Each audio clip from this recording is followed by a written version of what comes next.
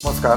सध्या सगळीकडे छान हिवाळा आहे. सगळीकडे महाराष्ट्रात तापमानाचा पारा उतरलेला आहे. एक आल्हाददायक वातावरण आहे. पण तरी सुद्धा या दिवसामध्ये सर्वांना सगळ्यात कॉमन आणि जास्त त्रास देणारा प्रॉब्लेम तो म्हणजे त्वचेवर येणारा कोरडेपणा, स्किन ड्रायनेस, ज्याला आयुर्वेदामध्ये रुक्षता असं म्हणतात.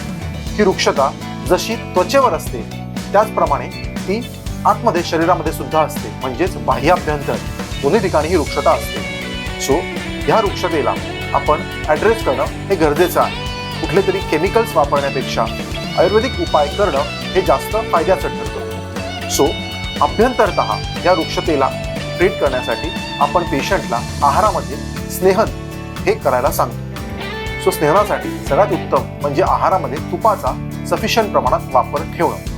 कमीत कमी 4 चमचे तूप हे दिवसभरात आपल्या पोटात जायला हवं. तसंच जेवण झाल्यावरती बडीशोपेसोबत पांढरे किंवा काळे तीळ हे थोडेसे भाजून आपण खाऊ शकतो. तसंच त्वचेवरचा कोरडेपणा कमी करण्यासाठी कुठलेही केमिकल मिश्रित क्रीम्स लावण्यापेक्षा आपण पेशंटला आंघोळीपूर्वी रोज सगळ्या अंगाला तीळ तेल थोडंसं गरम करून सगळ्या अंगाला संवाहन करणं, ज्याला आपण अभ्यंग म्हणतो, ते करावं की जेणेकरून त्वचेवरचा कोरडेपणा सुद्धा कमी होतो.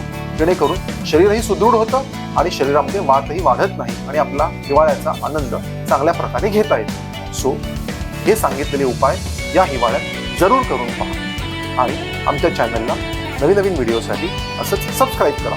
धन्यवाद.